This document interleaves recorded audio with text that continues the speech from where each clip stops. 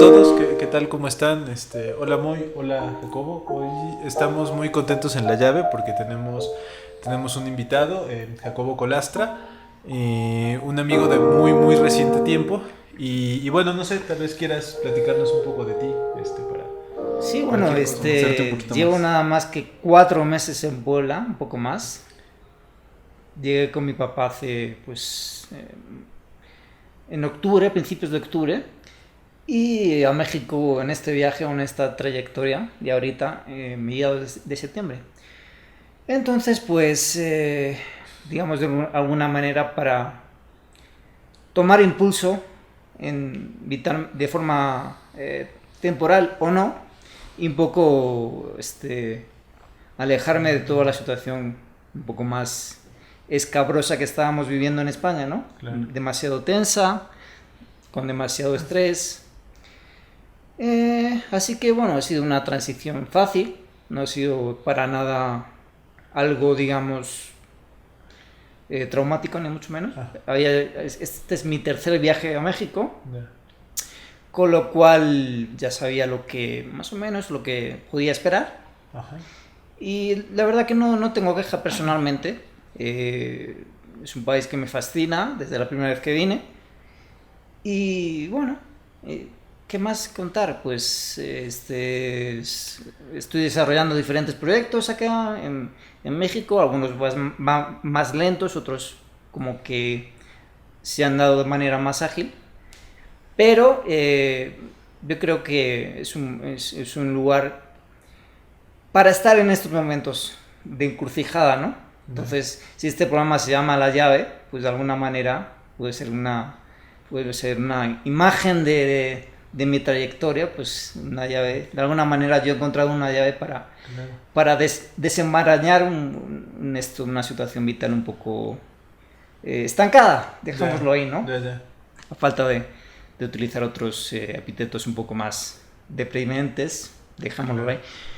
Pero bien, yo creo que México, como he dicho, es un lugar muy interesante para esta coyuntura, ¿no? Global.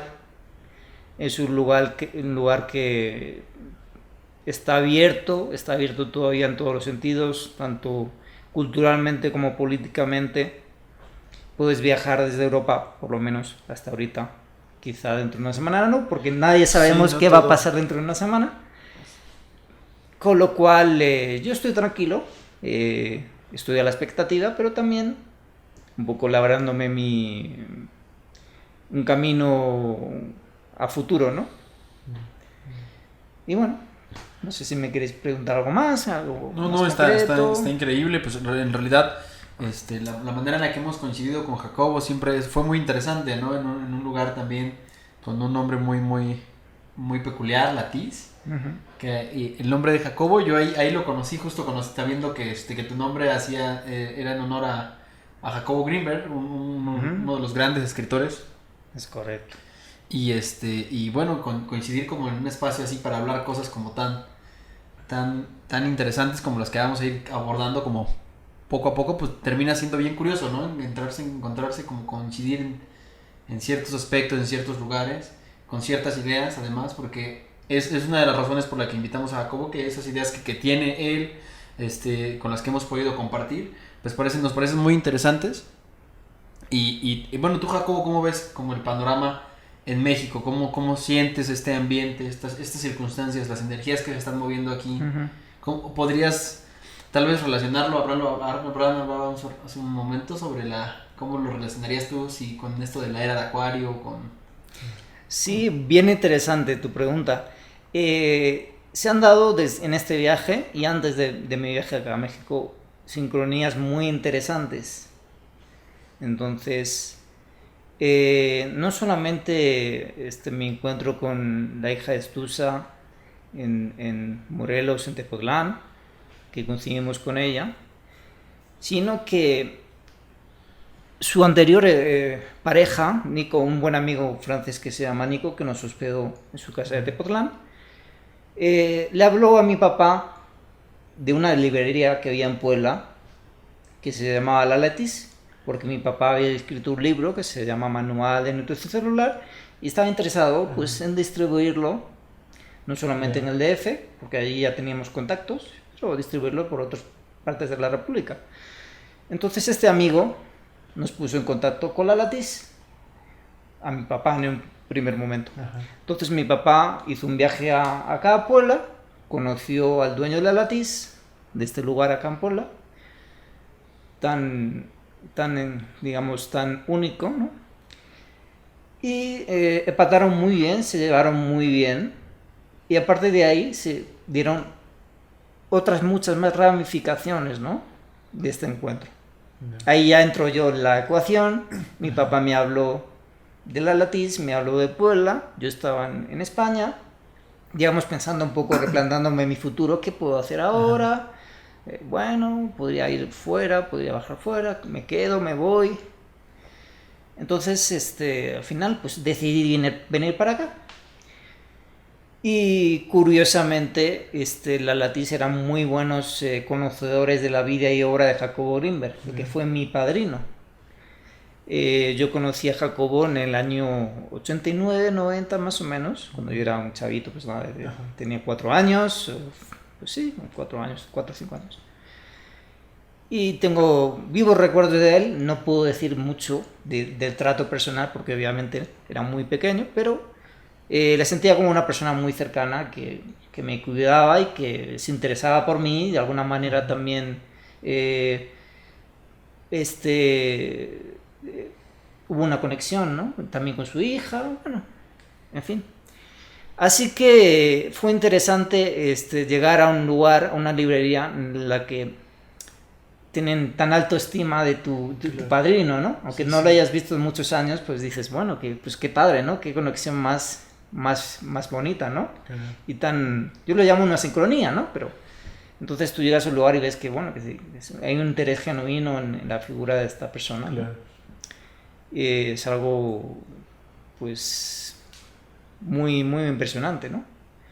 Y además que me he dado cuenta que también en Puebla no solamente la Latisse, sino que ha habido y hay un interés muy, muy vivido, ¿no?, en la figura de Jacobo Grinberg. Sí, que además, como mencionabas, ¿no?, Jacobo Grinberg fue tu padrino y por ahí, bueno, había yo escuchado que te habían tenido como también un contacto muy, muy, muy directo con sus investigaciones, ¿no?, que tú participaste en algunas. Eso es muy interesante. Que nos pudieras contar un poquito, estaría... Sí, bueno, Jacobo Grinberg era una persona muy curiosa, ¿no? Aparte de muy, muy directa con sus amistades y con sus relaciones, era muy cercana. Entonces entabló una muy buena relación con mis papás y bueno, pues estuvo en España, estuvo en nuestra casa y bueno, básicamente fue que él estaba muy interesado en el desarrollo del niño, del aspecto inconsciente, ¿no?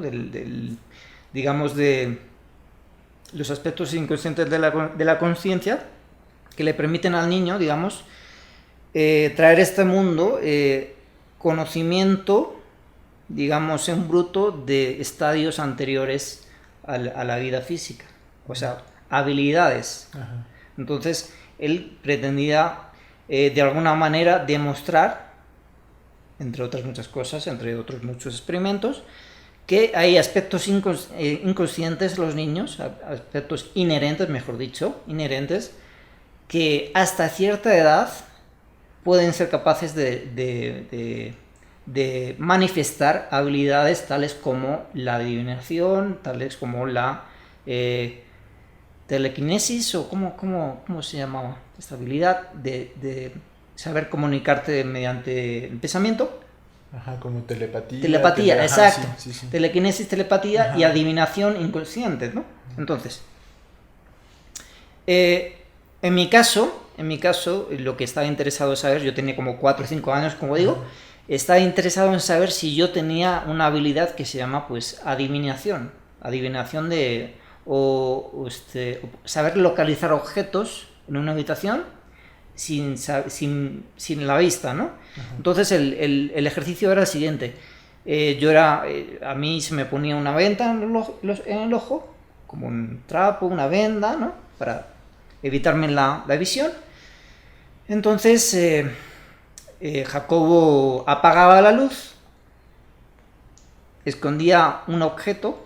No, primero me mostraba el objeto, yo lo veía, me cubría, entonces apagaba la luz de la habitación y me decía, ahorita tienes que adivinar o intentar saber dónde yo he escondido este objeto. Entonces ese era el chiste, o sea, si su teoría era correcta, yo podría ser capaz de adivinar por lo menos alguna vez dónde estaba ese objeto. Entonces, pasados unos segundos, 30 segundos, un minuto, pues él encendía la luz de nuevo, prendía la luz y me preguntaba, ¿dónde esconde el objeto? ¿Dónde está? ¿Lo puedes buscar? Entonces yo me quitaba la venda y la habitación, que tampoco era muy grande, buscaba el objeto que podría ser pues, un juguete, una bolita, lo que fuera, ¿no? Y yo lo buscaba de una manera totalmente instintiva, ¿no? Con pura intuición. Y tenía que ser usualmente un intento, no buscar, sino ir directo tu primera idea, ¿no? Entonces, tú con tu primera idea, lo primero se te llegaba a la cabeza, claro. pues, y después voy a ir al armario, voy a ir al buró, bueno, cualquier sitio, ¿no? Entonces, bueno, yo no sabía realmente si había acertado o no, eso no me lo decía, porque tampoco me interesaba realmente, yo lo veía como un juego, nada más. Y eso fue básicamente lo que te puedo comentar de esa experiencia, ¿no? De ese intercambio de... Yo era muy chiquito, he de decirlo, era muy pequeño, y lo veía como un juego nada más, y bueno, es una cosa inocente, ¿no? Supongo que él lo desarrollaría mucho más, ¿no? Haría muchos más experimentos de este tipo, bueno, supongo que sí. Ajá, me parece que aquí en Cuernavaca, no recuerdo si en Cuernavaca o en Toluca, en alguna escuela, empezó a hacer un programa o sea, justo para niños como muy, muy chiquitos, y decía que muchos desarrollaban esto de la visión extraocular, ¿no? O sea, ellos podían como ver sin necesidad de los ojos, o sea, podían incluso leer, o sea, como que sí podían desarrollar esto, ¿no? Y de niños que meditaban y que lograban así como o sea, como estadios muy, muy elevados, ¿no? Como... Exactamente, ese era el concepto, visión extraocular. Sí. Ajá. Exacto. Sí, ese en el... sí, yo leí algo acerca de eso que está súper interesante, ¿no? Sí, y que además que estas ideas pues terminan siendo bien, bien profundas, ¿no? Además bien curioso coincidir, porque nosotros también conocimos estas ideas de Jacobo y muchas otras, como por ejemplo con las que vamos a profundizar ahorita, en la Latiz. En la Latiz justo llegamos ahí, Súper curioso, ¿no? O sea, también yo conocí la Latiz antes de vivir tan cerca, ¿no? O sea, yo todavía vivía en Cholula cuando la conocí, porque además son de estas cosas como si... pasan, ¿no? Una vez que cerraron las escuelas, en marzo, yo supe de ella porque en algún momento una chava que estudia en la UAP, propuso ese lugar para hacer una clase, ¿no? Y así fue como yo supe de la librería, ¿no? De este espacio más bien, porque no es nada más librería. Y creo que había ido en algún momento, o sea, como que me pareció muy, muy bonito y todo, pero como que no puse tanta atención, ¿no? Y ya estando aquí fue que empecé a ir y ver como todos los libros y ver todo lo que había, y entonces se me hizo ya súper, súper interesante, ¿no? Y bueno, de ahí ya somos como... De ahí fuimos coincidiendo, ¿no? y encontrando como estas ideas. Y además pues que la Latiz frecuenta muchos temas. Entonces, para quien no la conoce, pues es una librería, casa cultural de muchas cosas, que está ubicada en Puebla, por Las Ánimas. Es muy fácil de encontrar en Google, entonces no hay pierde. Pero ya le hicimos publicidad gratis. Sí. Pero pues hay algunos temas, por ejemplo, muy, muy, muy necesarios que hay que tomar, que era como el de Nicolás Tesla, ¿no? Que era... como que también Nikola Tesla, muy muy distante de las ideas de Greenberg, pues no estaba, ¿no? En realidad eran ideas... Sí, yo veo correspondencias, ¿no? Siempre en el conocimiento hay correspondencias de todo tipo, y hay veces que son muy, muy marginales y otras veces que son más centrales. Yo sí creo que ambos desarrollaron o idearon, desarrollaron paradigmas, o sea, tomaron una tradición científica anterior y desarrollaron nuevos paradigmas. Creo que es digamos, sería un paralelismo entre Nikola Tesla y Jacobo Greenberg. Por ejemplo, Albert Einstein dijo de Nikola Tesla que era la persona más inteligente que había conocido en la vida. Le preguntaron en una entrevista a Einstein si él se consideraba un genio. Y él dijo que la única persona que él había conocido que fuera un genio en su vida era Nikola Tesla. Entonces, si normalmente se considera a Einstein como el mayor genio de los genios, pues mira tú. Quizá no fuera el más grande de todos, que sí, que fue muy grande, ¿no? Claro. Y de Jacobo Greenberg creo que se puede decir lo mismo, aunque no, obviamente, no vamos a decir que es tan famoso ni tan influyente como Nikola Tesla o Albert Einstein, pero en su campo sí que desarrolló ideas que en su momento parecían como inverosímiles y que ahorita se están demostrando que no eran tal o que no eran tan locas, ¿no? De alguna manera, para establecer otro paralelismo con Nikola Tesla, se puede decir de alguna manera lo mismo, ¿no? En su momento Tesla desarrolló muchísimas patentes, algunas de ellas muy comerciales, otras que eran puramente teóricas y otras que eran inventos. Entonces, en su momento se pensaba que esas ideas tan locas que había tenido, que guardó en sus diarios, en sus documentos, en sus cartas, esas ideas resulta que fueron de alguna manera apropiadas por diferentes personas porque vieron en ellas un potencial tremendo. Entonces, porque esto no es casualidad. Obviamente, si cuando una persona deja este plano de alguna manera, fallece, porque hay tan interés, ¿no? De una manera por diferentes vías, cabe preguntarse por qué hay tanto interés en conocer una obra que póstuma, ¿no? Entonces, resultó que esa obra póstuma, y ahorita se ha demostrado, se está demostrando, tras la desclasificación de muchos de los documentos oficiales de una agencia que no sé si puedo decir, bueno, de 3 letras, porque Ajá. no sé si... Si lo ven. Sí, nos ven. Pero bueno, si creo que nos ven, todos, espero que todos. Es que está un poco sensible el tema, entonces como que no se pueden decir ciertas cosas, ¿no? Pero bueno. Entonces esta agencia ha estado en los últimos meses desclasificando diferentes informaciones y hace como pues un año más o menos, va a ser un año, que desclasificó una serie de documentos de Nikola Tesla. Son documentos oficiales en su mayoría. De oficiales me refiero que son de una agencia, ¿no? Pues de inteligencia, comunicaciones, cartas. Y estos documentos, por lo poco que yo he llegado a investigar, que he llegado, pues, digamos que llevo una fracción, ¿no? del total, pues, 40-50 páginas, muestran una tal reverencia hacia la figura de Tesla, un respeto tan grande, en el aspecto de que si una persona la intentan seguir su estela de una manera tan intensa, quiere decir que lo que se decía oficialmente de ella quizá no fuera toda la verdad. Quizá no. Por ejemplo, hay una comunicación, un documento que habla de una comunicación. Es una fuente secundaria. Entonces, en el documento se dice que tal persona, hay una persona que redacta ese documento oficial, o sea, con sello de una agencia, que habla de una fuente secundaria que dice que había tenido acceso a información privilegiada, diciendo que posiblemente Nikola Tesla no era humano.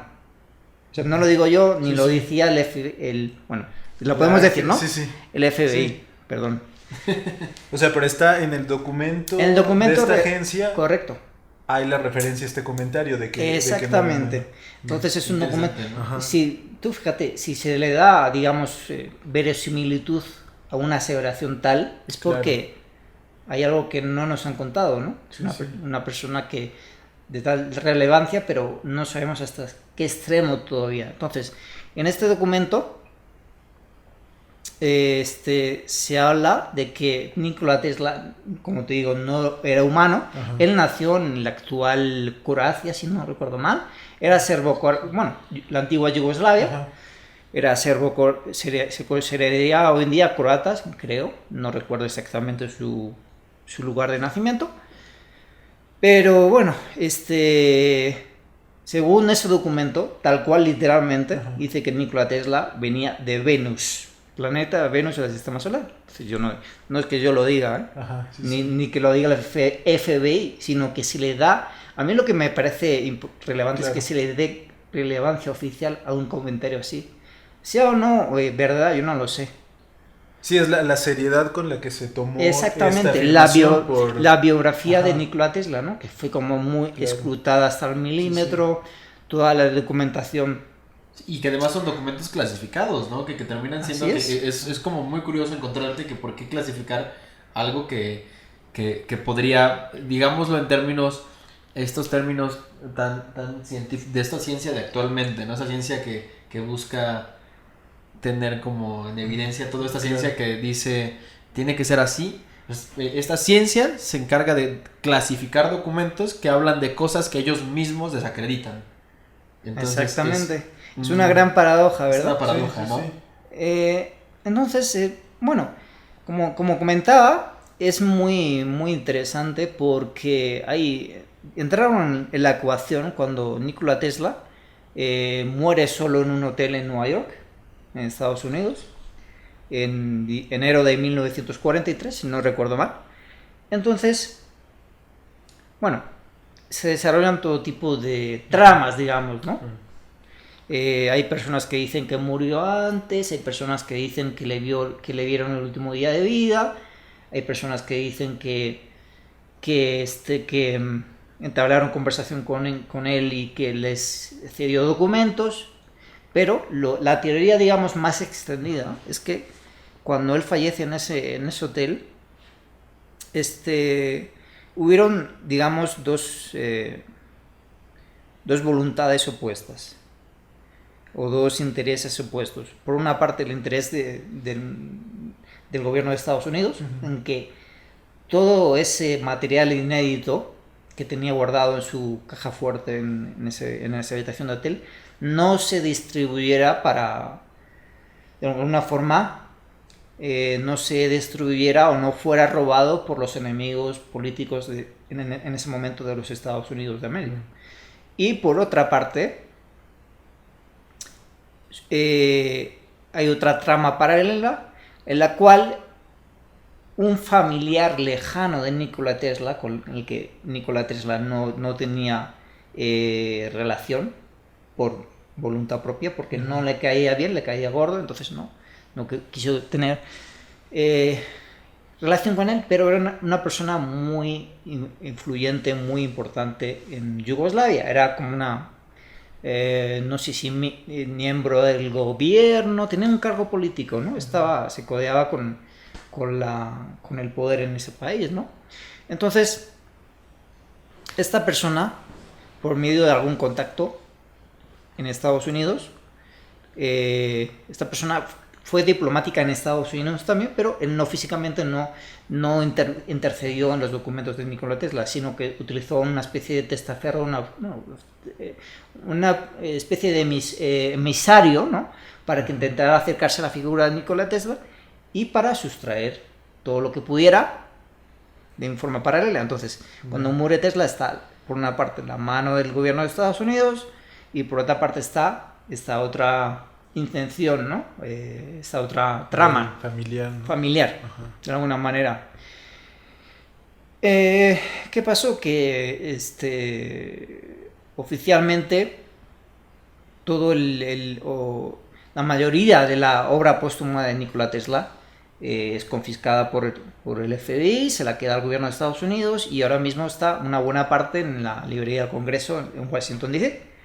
Una buena parte, pero hay otra buena parte que no se supo nada de ella y otra parte que sí que fue recuperada por este familiar de Nikola Tesla y la llevó a Belgrado, y allí pues hicieron un museo en los años 60, 70, el Museo Nikola Tesla en Belgrado.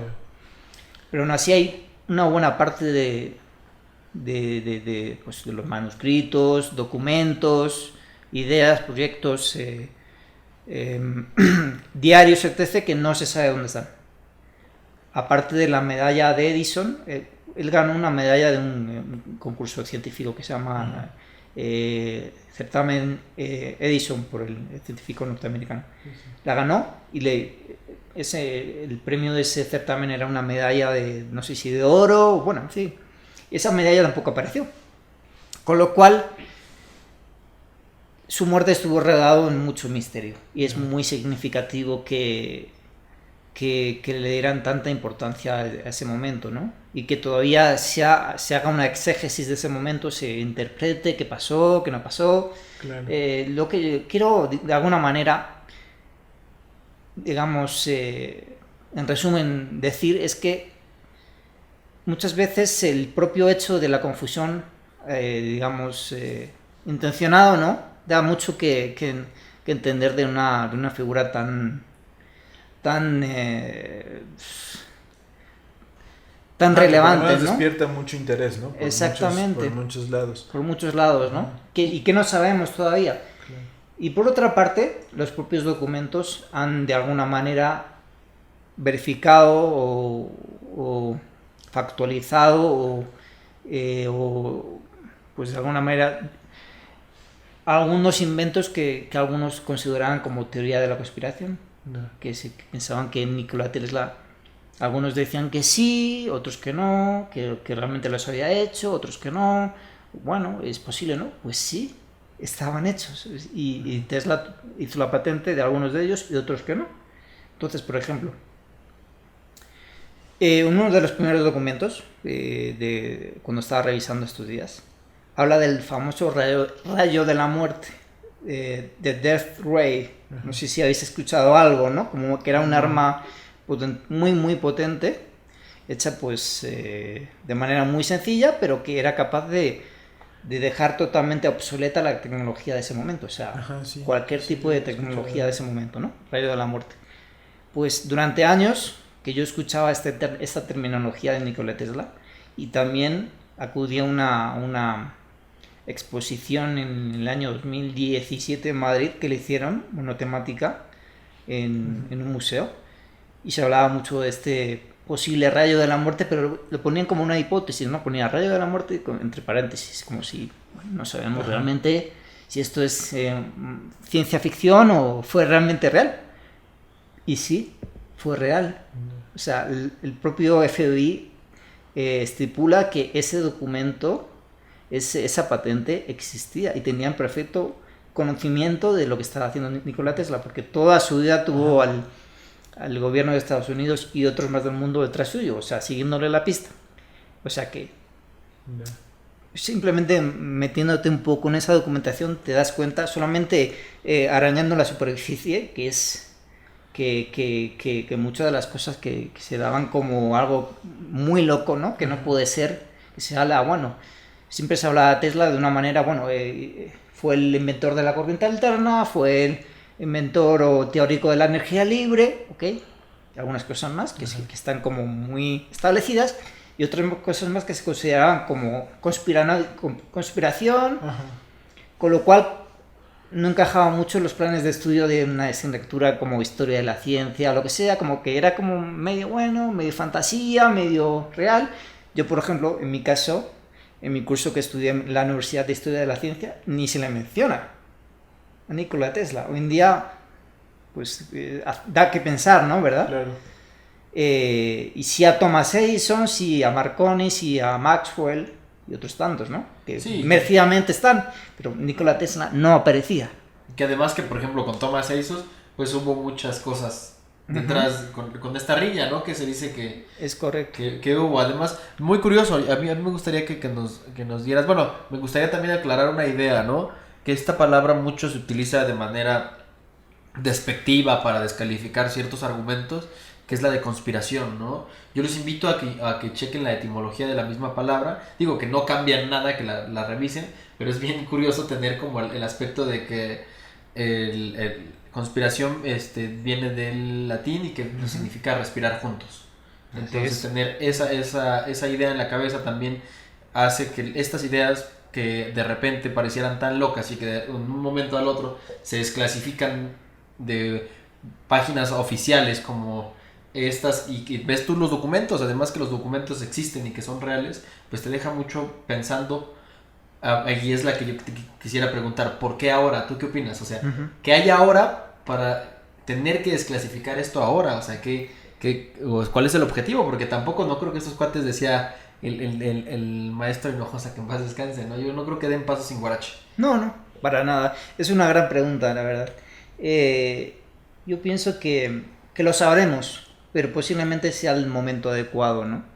Como que haya una mayor receptividad para ideas un poco más, digamos, dejémoslo en nuevas ideas o un nuevo paradigma, que yo pienso que estamos en las puertas de un nuevo paradigma en muchos sentidos, claro, ¿no? También en la ciencia. De hecho, nos comentabas un poco que uno de los paralelismos que tú veías entre Jacobo Greenberg y Tesla era esto, ¿no? Que a partir de una tradición habían como abierto un nuevo paradigma. ¿Tú nos podrías contar un poco de cuál es como paradigma que abría Tesla o que a ti te parece que estaba abriendo Tesla en su...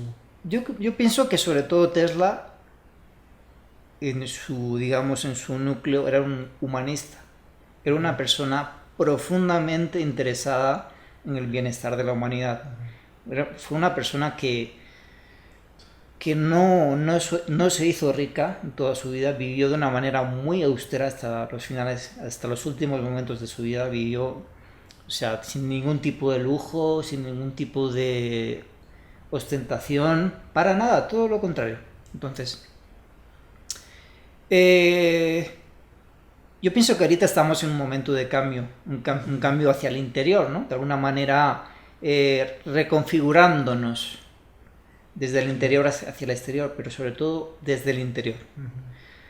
Reconfigurando reconfigurando de una manera personal e individual lo que nos configura como humanos, ¿no? ¿Qué quiere decir que seamos humanos en 2021, que estemos aquí, qué hacemos aquí? ¿Por qué no mejoramos nuestro entorno? ¿Por qué no nos empoderamos para proyectar lo que tenemos dentro de nosotros hacia el mundo?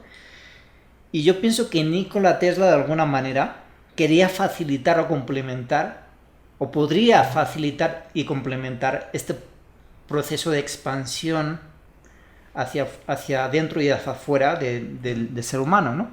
¿Por qué? Pues porque él quería poner a disposición de todo el mundo su tecnología. Él era una persona que lo que más le interesaba era, aparte del bienestar humano en un sentido más amplio, es que todo el mundo tuviera sus necesidades cubiertas. Él era una persona que no toleraba la miseria en todas sus acepciones, o sea, la miseria moral, la miseria material. O sea, él era una persona muy implicada, ¿no? Ninguna de sus patentes ganó dinero con ella, o muy poco. No estaba interesado en hacer negocio con sus patentes, sino en aplicarlas en el mejoramiento de la sociedad y de la humanidad. Por ejemplo, la energía libre que él teorizó y que muchos dicen que sus detractores o rivales, pues esas patentes se las dejaron en el cajón, o sea, se las tomaron y después se las dejaron en el cajón y no se supo nada más de ellas, ¿no? Es otra de las teorías. Entonces yo pienso que Nikola Tesla para este momento es muy complementario, sería, o sea, si se desarrollaran sus patentes todavía por desarrollar, que posiblemente estén todavía guardadas, sería muy interesante para complementar de alguna manera tecnológicamente, claro, ese desarrollo de la conciencia o espiritual del nuevo ser humano, ¿no? De esta nueva era de Acuario que ahorita hemos empezado, ¿no? Yo pienso que se haría un match muy interesante, ¿no? Una combinación muy, muy interesante, ¿no? Sí, creo que esta idea de la tecnología, de eso casi no hemos hablado en ningún podcast, pero es una cosa que yo también he encontrado recurrentemente, que este como cambio de era o pues, ahora es muy patente, ¿no? Que los tiempos están cambiando, que hay cosas distintas a lo que pasaba hace algunos años, que también como que en general las mismas personas estamos mucho más interesadas, abiertas, receptivas a otro tipo de, de ideas, que por decirle de alguna manera, a lo mejor no es la más afortunada, pero como que había una cultura y un espíritu como muy materialista, como muy lo que hablábamos la vez pasada, ¿no? Como muy de lo burdo, ¿no? De que solamente como que lo sólido es como lo que nos generaba confianza. Y ahora como que está cambiando, ¿no? Y yo ya había escuchado, de hecho, alguna vez platicaba con un acupunturista y él decía que tenía la idea de que justamente con la tecnología también se iban a poder como explotar muchas maneras de expandir la conciencia, ¿no? O sea, como que la tecnología también iba a tener un papel ahí muy, muy importante, ¿no? Y bueno, hay muchas ideas, como que por otro lado también hay todo un sector que ve la tecnología como o sea, como con cierto recelo, ¿no? Como si la tecnología fuera el enemigo a vencer. Ajá, ¿no? que bueno, la tecnología pues puede ser una herramienta, ¿no? Es que se puede usar de una o de otra forma, ¿no? Dependiendo pero no sé, ¿tú qué piensas respecto a esta como, no sé, como esta, como casi colisión con la tecnología, ¿no? O sea, es un hecho que ahora ya todos tenemos un teléfono aquí en el bolsillo, que nos conectamos ahora mismo, ¿no? ¿Cuántos aparatos no hay así? Yo pienso que de alguna manera estamos en... ha sido el crecimiento de la tecnología ha sido un crecimiento desbalanceado. ¿En qué sentido? Hoy en día somos muy dependientes de la tecnología, pero esa tecnología no es capaz de satisfacer todas nuestras necesidades y no es capaz de crear un mundo mejor. No es capaz de empoderar al ser humano. Entonces, sí que ha habido avances extraordinarios dentro de esta tecnología oficialista y, digamos, intencionada porque lo es. Claro. Y por otra parte, ha habido una especie de concesión por parte de todos los usuarios de esa tecnología que no hemos tenido tanto en cuenta. Entonces, por eso te digo que ha sido un crecimiento desbalanceado.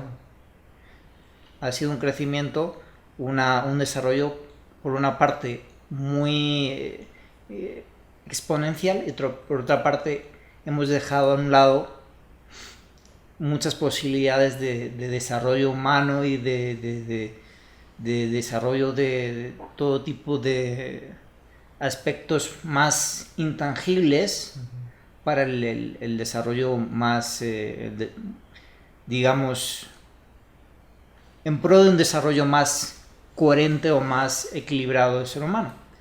Entonces,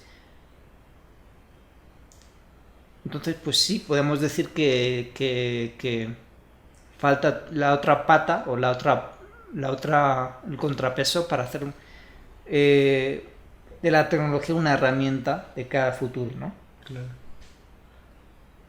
Sí, que además que esto se vuelve súper interesante, ¿no? Porque era justo de las cosas que estábamos hablando contigo la vez pasada, Abraham, era encontrar como estos puntos medios, ¿no? Porque además en algo tienen razón todas estas teorías como cristianas, ¿no? Divide y vencerás, que ese es como el objetivo, ¿no? O sea, aquí el punto a mí me pareciera que en este momento de transición tan importante es ni balancearte completamente de un lado, ni balancearte completamente del otro, ni atacar a los que están de aquel lado, ni atacar a los que están atrás, ¿no? Es más bien buscar siempre un camino, ¿no? Y la tecnología al final, pues el mismo Tesla veía ese camino como el la unión con el mundo, ¿no? Había como estas poquitas, de las pocas cosas que yo conozco de Tesla, bueno, de las que pude investigar para esta charla, fueron como de que él buscaba también que el mundo fuera el engranaje para mover nuestra energía, ¿no? Que la energía que gira alrededor de todo esto, ¿no?